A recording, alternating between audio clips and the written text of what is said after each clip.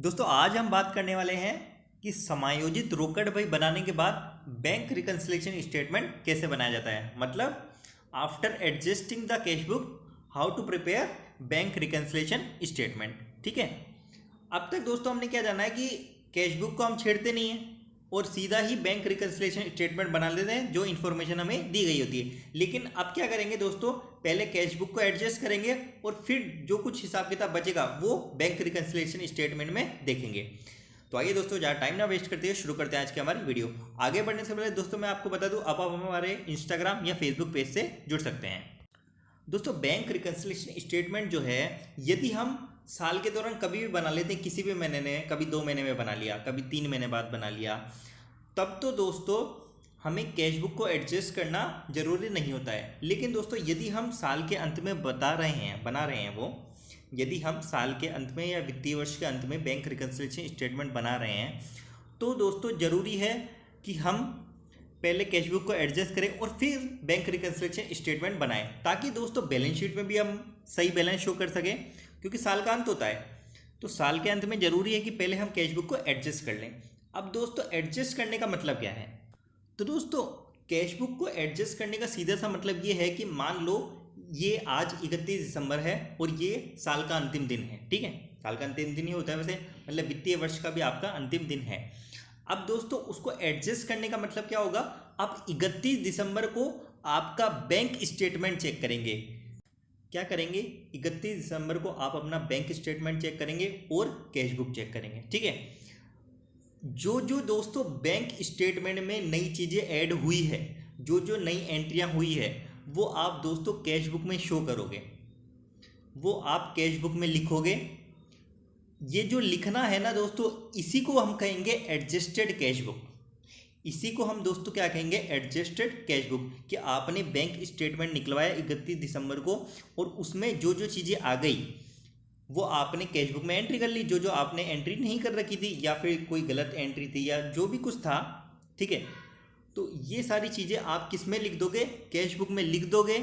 तो और फिर कैश बुक बना लोगे, वो क्या कहलाएगी दोस्तों? Adjusted cash book. फिर उसके बाद दोस्तों जो जो चीज़ें उसमें नहीं आ पाई है, जो चीज़ें पासबुक में भी नहीं आ पाई, बैंक स्टेटमेंट में भी नहीं आ पाई, उन चीज़ों को शो करते हुए आप दोस्तों क्या बनाओगे? बैंक रिकन्सिलिएशन स्टेटमेंट बनाओगे।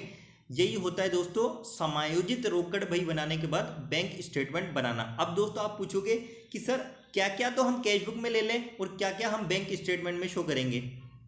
तो सिंपल सी बात है, जो भी सब कुछ एंट्री में आ जाए, जैसे दोस्तों कोई इंटरेस्ट बैंक ने कलेक्ट किया है वो एंट्री में आ जाएगा। जैसे जैसे दोस्तों इंटरेस्ट लगाया है बैंक ने, वो आ जाएगा। जैसे आपका कोई चेक डिसऑनर हो गया तो वो उसमें आ जाएगा। तो जो जो भी बैंक स्टेटमेंट में आ जाए वो हम कैश बुक में एडजस्ट कर लेंगे। अब क्या क्या नहीं आ सकता? तो दोस्तों आपने चेक इशू किए थे, चेक इशू किए लेकिन वो अब तक प्रेजेंट नहीं हुए, तो दोस्तों ये बैंक स्टेटमेंट में भी नहीं आने वाले। क्यों? क्योंकि अभी चेक किसके पास पड़े? पार्टी के पास पड़े, जिसको आपने चेक दिए, चेक उसी के पास है, तो बैंक स्टेटमेंट से कोई लेना देना ही नहीं है, तो उसमें तो वो आएगा नहीं। तो वो चीज़ें हम किस में शो करेंगे? बैंक स्टेटमेंट में शो करेंगे। चेक डिपॉजिट किए लेकिन अब तक कलेक्शन नहीं हुआ, तो दोस्तों वो किस में नहीं आएगा? वो बैंक स्टेटमेंट में नहीं आएगा, तो वो भी हम कहाँ शो करेंगे? बैंक रिकन्सिलिएशन स्टेटमेंट में शो करेंगे। इसके अलावा दोस्तों क्या हो सकता है? इसके अलावा दोस्तों यदि बैंक स्टेटमेंट आपने निकलवाया और उसमें कुछ गलतियां आई है, तो वो गलतियां भी दोस्तों किस में शो करोगे? आप बैंक रिकन्सिलिएशन स्टेटमेंट में शो करोगे। यही चीज़ें आप बैंक रिकन्सिलिएशन स्टेटमेंट में शो करोगे, बाकी चीज़ें कैश बुक में एडजस्ट कर दोगे और फिर क्या बना लोगे? Bank reconciliation statement. अब दोस्तों एक सवाल देख लेते हैं जिससे आपको ये चीज़ और भी अधिक क्लियर हो जाए। क्वेश्चन देखने से पहले दोस्तों मैं आपको ये चीज़ और बता दूं कि जो आप एडजस्टमेंट कर लोगे कैश बुक में, उसको आपको बैंक रिकन्सिलिएशन स्टेटमेंट में नहीं लेकर जाना है। ठीक है, और जो पासबुक में गलतियां होती है उसको कभी भी हम किस में एडजस्ट नहीं करते हैं? कैश बुक में उसको एडजस्ट नहीं करते हैं। वो किस में एडजस्ट होगी दोस्तों? बैंक रिकन्सिलिएशन स्टेटमेंट में ही एडजस्ट होगी। ये इन दो चीज़ों का आप ध्यान रखिएगा। तो दोस्तों सवाल कुछ ऐसा दिया गया है कि 31 दिसंबर 2020 को एबीसी लिमिटेड की रोकड़ बही 6,920 का अधिविकर्ष दर्शा रही थी और दोस्तों 31 दिसंबर 2020 को ही कैश बुक और बैंक स्टेटमेंट देखने पर निम्न सूचनाएं पाई गई। तो दोस्तों क्या क्या पाया गया? बैंक द्वारा 200 रुपये का इंटरेस्ट अधिविकर्ष पर लगाया गया और 50 रुपये बैंक चार्जेस यानी कि बैंक शुल्क बैंक ने नाम किए, लेकिन रोकड़ बही में रिकॉर्ड नहीं किए गए थे। 4,000 रुपये के निर्गमित चेक जो कि 31 दिसंबर 2020 से पूर्व प्रस्तुत नहीं हुए। ठीक है, आगे दोस्तों हमें बोला गया कि बैंक ने 600 रुपये का ब्याज एकत्रित कर जमा किया खाते में, लेकिन कैश बुक में रिकॉर्ड नहीं किया गया। एक विनिमय विपत्र जो कि 700 रुपये का था, बैंक से बट्टा कराया गया था, 31 दिसंबर 2020 से पहले अनादृत हो गया था, लेकिन कैश बुक में इसकी प्रविष्टि नहीं थी। 6,000 रुपये के चेक जो कि बैंक में जमा कराए गए थे 31 दिसंबर 2020 तक संग्रहित नहीं हुए। आगे दोस्तों हमें बोला गया है कि समायोजित रोकड़ बही बनाने के बाद बैंक रिकन्सिलिएशन स्टेटमेंट बनाइए 31 दिसंबर 2020 को। क्वेश्चन देख लेते हैं। तो दोस्तों सबसे पहले हम क्या बनाएंगे? एडजस्टेड कैश बुक हम बनाएंगे। ठीक है, एडजस्टेड कैश बुक। तो दोस्तों दो साइड होती है इसकी, मैंने बताया था आपको। लेफ्ट साइड मतलब डेबिट साइड तो होगी रिसिप्ट वाली जहाँ से पैसा आया है, और एक साइड होगी पेमेंट वाली जहाँ से पैसा गया है, वो होगी क्रेडिट साइड। कैश बुक वाला वीडियो नहीं देखा है तो आप वीडियो देख सकते हैं। कैश बुक के 2-3 वीडियो बना रखे हैं मैंने। कैश बुक और जो भी सब्सिडरी बुक्स होती है सारी वीडियो आपको अवेलेबल हैं। तो दोस्तों सबसे पहले हमें बोला गया है कि जो शेष है, कैश बुक का शेष है, वो क्या शो हो रहा है? अधिविकर्ष शो हो रहा है। कितने रुपए का? 6,920 रुपये का अधिविकर्ष है। अधिविकर्ष का मतलब क्या होता है दोस्तों? मतलब बैंक से हमने पैसा ले रखा है। अधिविकर्ष का मतलब होता है बैंक से हमने पैसा ले रखा है। तो ये किस साइड में शो होगा दोस्तों? यदि हमारे पास बैंक में पैसा होगा तो वो डेबिट साइड में शो होता है, मतलब हमारा डेबिट होता है। लेकिन दोस्तों यहाँ पर बैंक से हमने लोन ले रखा है, अधिविकर्ष ले रखा है, तो वो दोस्तों क्रेडिट साइड शो होगा। बैलेंस बीडी के नाम से हम लिखेंगे 6,920 रुपये। इसके अलावा दोस्तों हमें आगे बोला गया कि बैंक द्वारा 200 रुपये का इंटरेस्ट ऑन डिविडेंड लगाया गया और 50 रुपये के बैंक चार्जेस नाम किए गए, लेकिन कैश बुक में इसकी एंट्री नहीं थी। तो अब दोस्तों इसकी कैश बुक में एंट्री हम कर लेते हैं, क्योंकि बैंक स्टेटमेंट में हमें ये शो हो गया है। तो हम लिखेंगे दोस्तों इंटरेस्ट एंड बैंक चार्जेस। कितने रुपए के दोस्तों? 200 रुपये का इंटरेस्ट और 50 रुपये के बैंक चार्जेस हैं, तो 250 रुपये लिखेंगे इंटरेस्ट एंड बैंक चार्जेस के नाम से। किस साइड में लिखेंगे? पेमेंट वाली साइड में, क्योंकि पेमेंट नहीं है, पेमेंट वाली साइड में लिखेंगे। अच्छा दोस्तों, ये कैश बुक जो बना रहे हैं हम बैंक कॉलम वाली बना रहे हैं केवल, है ना। कैश बुक में कैश का कॉलम भी होता है और बैंक का कॉलम भी, तो ये बैंक कॉलम वाली हम बना रहे हैं। आगे दोस्तों हमें बोला गया है कि 4,000 रुपये के निर्गमित चेक थे जो 31 दिसंबर 2020 तक प्रस्तुत नहीं हुए। तो दोस्तों प्रस्तुत नहीं हुए तो बैंक स्टेटमेंट में भी तो ये नहीं आया ना, बैंक स्टेटमेंट में भी इसका कोई लेना देना नहीं है, तो हम कैश बुक में ये शो ही नहीं कर सकते। ठीक है, आगे चलते हैं। बैंक ने 600 रुपये का ब्याज संग्रहित कर जमा किया। अब बैंक ने ब्याज क्रेडिट कर दिया, तो पासबुक में तो आ गया, लेकिन कैश बुक में लिखना है। तो आइए दोस्तों लिख देते हैं। किस नाम से लिखेंगे? इंटरेस्ट कलेक्शन के नाम से लिख देंगे। किस साइड में लिखेंगे? रिसिप्ट, क्योंकि ये पैसा आया है, रिसिप्ट वाली साइड में लिखेंगे, डेबिट साइड में इंटरेस्ट कलेक्शन के नाम से 600 रुपये। अब दोस्तों आगे चलते हैं। तो आगे दोस्तों हमें बोला गया कि एक विनिमय विपत्र था, बिल्स रिसीवेबल था 700 रुपये का, जो कि अनादृत हो गया था 31 दिसंबर 2020 से पहले, लेकिन कैश बुक में इससे संबंधित कोई भी प्रविष्टि नहीं थी। तो अब दोस्तों कैश बुक में लिख देते हैं बिल्स डिसऑनर। किस साइड लिखा जाएगा दोस्तों? ये हमारा खर्चा है, क्योंकि डिसऑनर हो गया है ये। ठीक है, बैंक क्या करेगा? बैंक तो हमारे खाते में डेबिट कर देगा, जमा थोड़ी करेगा, डेबिट कर देगा, हमारे खाते से ही काट लेगा। तो बिल्स डिसऑनर के नाम से हम लिखेंगे कितने रुपए? 700 रुपये। किस साइड में लिखेंगे दोस्तों? ये लिखेंगे हम पेमेंट वाली साइड में। ठीक है, 700 रुपये। आगे दोस्तों हमें बोला गया कि 6,000 रुपये के चेक थे जो कि बैंक में जमा कराए गए, लेकिन 31 दिसंबर 2020 तक संग्रहित नहीं हुए। मतलब चेक डिपॉजिट कर दिए थे लेकिन कलेक्शन नहीं हो पाया। तो बैंक स्टेटमेंट में इससे कोई लेना देना नहीं है, बैंक स्टेटमेंट में कुछ आया ही नहीं है इससे संबंधित, तो हम ये चीज़ नहीं लिखेंगे यहाँ पर।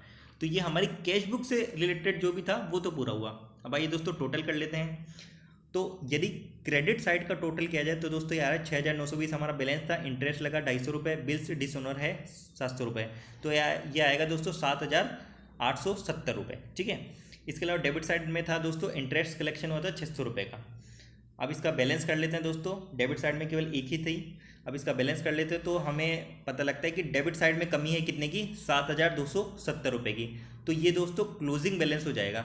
बैलेंस सीडी के नाम से लिखेंगे कितना? 7,270 रुपये। ठीक है, तो ये क्लोजिंग बैलेंस है। फिर उसको ओपनिंग में ले जाएंगे वही बैलेंस बीडी के नाम से। नेक्स्ट जो होगा 1 जनवरी 2021 को। तो कैश बुक का अब जो बैलेंस शो हो रहा है, अब जो बैंक ओवरड्राफ्ट शो हो रहा है, वो कितना शो हो रहा है दोस्तों? 7,270 रुपये। अगर दोस्तों ये क्रेडिट साइड में बैलेंस रहता तो वो क्या होता? वो तो बैलेंस रहता, वो बैंक ओवरड्राफ्ट नहीं होता, वो बैलेंस होता, डेबिट बैलेंस। ठीक है, अब दोस्तों हम देखते हैं कि बैंक रिकन्सिलिएशन स्टेटमेंट बनाएं। तो दोस्तों सबसे पहले हम लिखेंगे bank reconciliation statement as on 31 दिसंबर 2020। ठीक है, 2020 को हम बना रहे हैं। तो सबसे पहले हम दोस्तों लिखेंगे bank overdraft as per cash book. Bank overdraft as per cash book. अब बताओ कितना लिखें, कौन सा वाला लिखें? हमें दोस्तों क्वेश्चन में तो दिया गया कि 6,920 का शो हो रहा है, लेकिन दोस्तों उसके बाद हमने कैश बुक को एडजस्ट किया है और वो कितना आया दोस्तों? 7,270 रुपये। तो ये 7,270 रुपये हम यहाँ लिखेंगे, ना कि वो वाला लिखेंगे, क्योंकि कैश बुक को एडजस्ट कर लिया ना। अब क्या आ रहा है? अब तो ये आ रहा है ना, तो अब लिखेंगे 7,270 रुपये।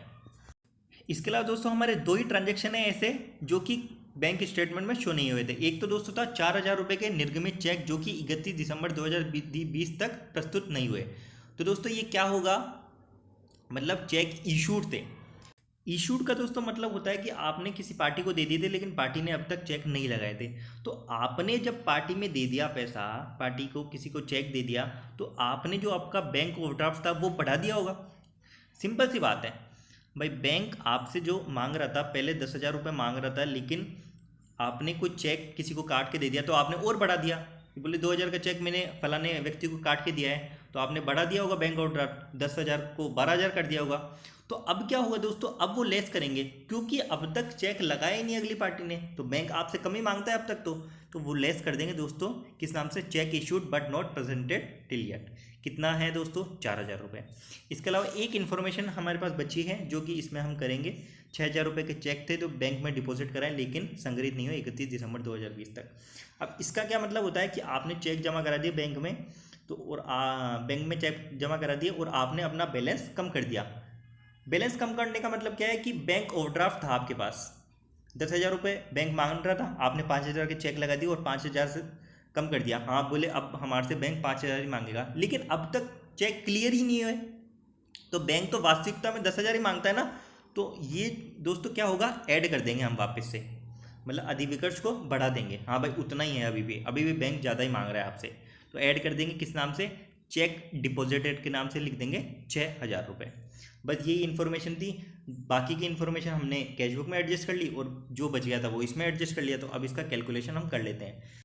तो 7,270 में से दोस्तों हम 4,000 लेस करेंगे तो ये आएगा 3,270, और इसमें 6,000 चेक डिपॉजिट वाले ऐड करेंगे तो ये दोस्तों आएगा 9,270 रुपये।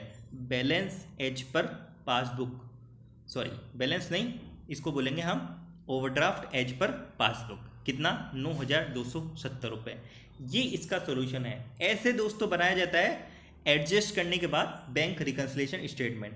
कैश बुक को एडजस्ट करने के बाद बैंक रिकन्सिलिएशन स्टेटमेंट इस तरह बनाया जाता है। तो उम्मीद करता हूँ दोस्तों आपको समझ में आया होगा। कुछ भी नहीं है, जब हम एडजस्ट नहीं करेंगे तो सारा काम किस में करेंगे? बैंक रिकन्सिलिएशन स्टेटमेंट में करेंगे। लेकिन एडजस्ट करने का मतलब यही है कि आपने पासबुक प्रिंट करा ली, बैंक स्टेटमेंट निकलवा लिया, तो उसमें जो इन्फॉर्मेशन आ गई वो आपने कैश बुक में एडजस्ट कर ली, जो इन्फॉर्मेशन नहीं आई वो आपने किस में शो कर ली? बैंक रिकन्सिलिएशन स्टेटमेंट में शो कर ली। ठीक है, और उसमें हम क्या करते थे? उसमें सीधा सीधा बैंक रिकन्सिलिएशन स्टेटमेंट में शो कर देते। बस यही अंतर है दोस्तों, और कुछ भी अंतर नहीं है।